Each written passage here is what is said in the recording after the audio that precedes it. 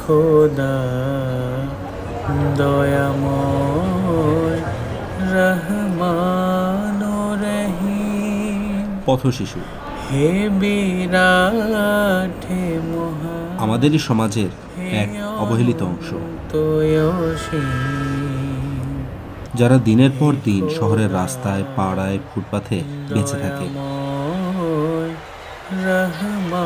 ওরাও আমাদের মতো স্বপ্ন দেখে,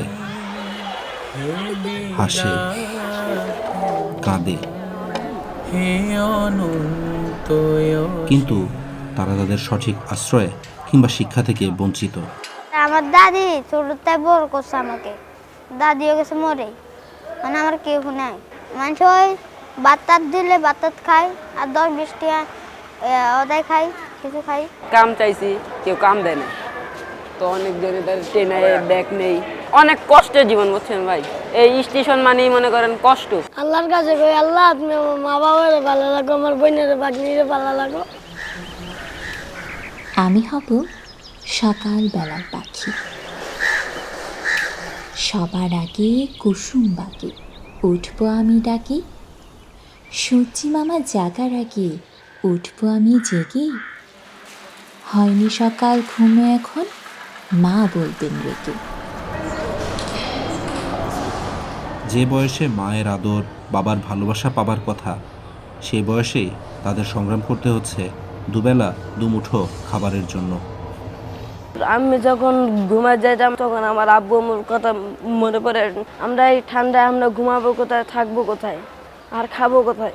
আজকে যদি আমার বাবা মা থাকতো তাহলে আজকে আমার রাস্তাঘাটে এরকম কষ্ট করা লাগতো না। মনে করো যেন বিদেশ ঘুরে মাকে নিয়ে যাচ্ছে অনেক দূরে। তুমি যাচ্ছ পালকিতে মা চড়ে, দরজা দুটো একটুকু ফাঁক করে। আমি যাচ্ছি রাঙা ঘোড়ার পরে, টব্ব গিয়ে তোমার পাশে পাশে। রাস্তা থেকে ঘোড়ার খুঁড়ে খুঁড়ে রাঙা ধুলোয় মেয়ে গড়িয়ে আসে। জন্ম দুঃখিনী মা, কান্দি মাঝে মধ্যে, কষ্ট লাগলে একা বয়া বয়া কান্দি। কি জীবন লয়ে জন্মাইলাম, আজকে রাস্তাঘাটে। মানুষ মানুষের জন্যে,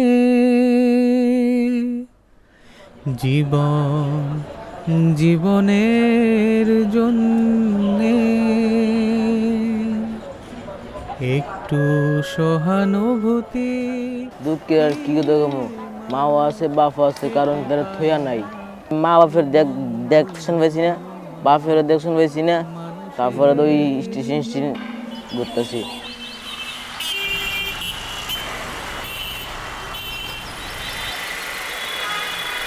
অনেকের গাড়ি ঘোড়া মুসিকে বুঝে টাকা, আবার কোনো কোনো দেখে বুঝে এও না, বুঝে আক্কা মারে পালায়া দেয়, আবার ঠাওর মারে।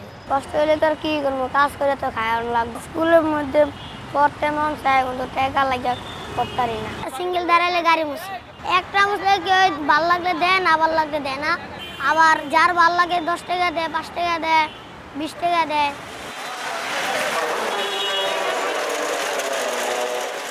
এতিমদের লালন পালন এবং তাদের সাথে সদ্ব্যবহারের বিষয়ে ইসলাম ধর্মে বিশেষভাবে গুরুত্ব আরোপ করা হয়েছে। পবিত্র কোরআন শরীফে বারংবার এতিমদের সাথে সদ্ব্যবহার, তাদের সম্পদের সংরক্ষণ ও তাদের সাথে নরম ও দয়ার্য ব্যবহার করার বিষয়ে গুরুত্ব দেওয়া হয়েছে। আমাদের নবীজি মহানবী হজরত মুহাম্মদ সাল্লাল্লাহু আলাইহি সাল্লাম স্বয়ং এতিম ছিলেন।